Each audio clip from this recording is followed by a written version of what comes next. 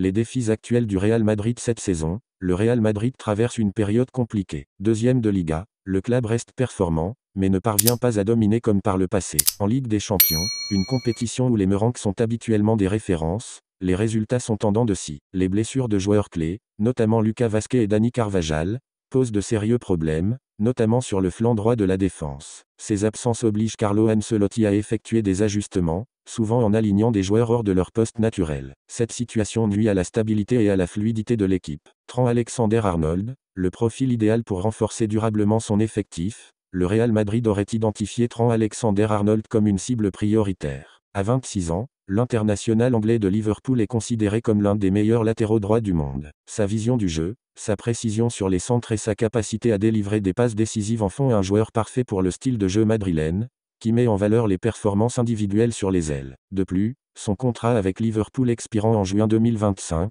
Alexander-Arnold pourrait être recruté gratuitement l'été prochain. Selon plusieurs rapports, un préaccord aurait même été trouvé entre le joueur et le Real Madrid, ce qui constituerait une excellente affaire pour les dirigeants espagnols. La stratégie hivernale des Merengues. Malgré les difficultés rencontrées cette saison, le Real Madrid n'envisage pas de recruter cet hiver pour combler les lacunes de son effectif. Les dirigeants préfèrent attendre la prochaine fenêtre estivale pour conclure des renforts stratégiques à long terme. Carlo Ancelotti, de son côté, fait confiance à son groupe actuel, d'autant plus que Dani Carvajal devrait être opérationnel en début de saison prochaine. Cette approche témoigne de la volonté du club de privilégier une planification réfléchie plutôt que des décisions précipitées. Les répercussions pour l'effectif actuel. L'éventuelle arrivée de Trent Alexander-Arnold pourrait avoir des conséquences importantes pour certains joueurs. Lucas Vazquez, dont le contrat expire également en juin 2025, pourrait ne pas être prolongé, marquant ainsi la fin de sa longue aventure au club. En revanche, Dani Carvajal, toujours considéré comme un pilier de l'effectif, devrait conserver un rôle important,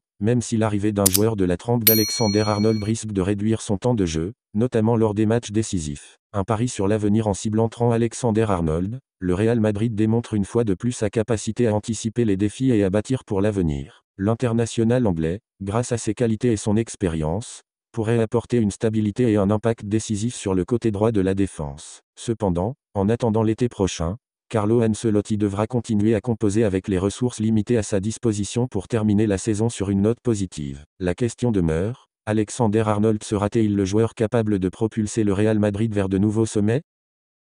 La cérémonie des FIFA de Best 2024, qui s'est tenue ce mardi à l'Aspire Academy de Doha, au Qatar, a couronné Vinicius Junior comme joueur de l'année. Ce titre, tant attendu, vient récompenser une saison exceptionnelle pour l'attaquant brésilien du Real Madrid, qui a marqué l'histoire du football mondial. Décerné par un vote combinant les supporters, les médias, ainsi que les capitaines et sélectionneurs des équipes nationales, cette distinction met en lumière son impressionnante saison 2023-2024.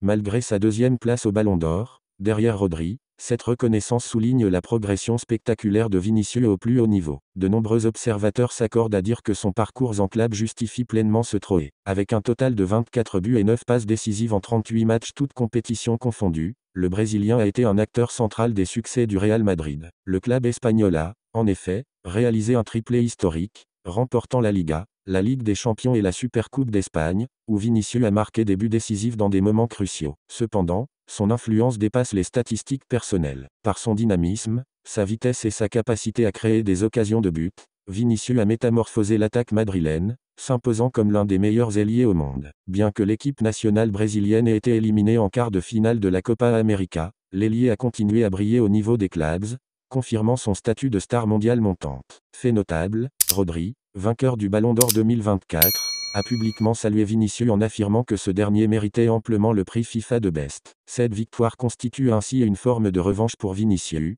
qui succède à Lionel Messi, lauréat de l'année précédente. À seulement 23 ans, il semble encore avoir une immense marge de progression et promet de continuer à dominer le football mondial. En somme, cette distinction reflète non seulement le travail acharné de Vinicius, mais aussi la montée en puissance de la nouvelle génération brésilienne. Ses performances de classe mondiale et sa régularité au plus haut niveau en font désormais l'un des joueurs les plus influents de la planète, avec un avenir qui s'annonce encore plus prometteur.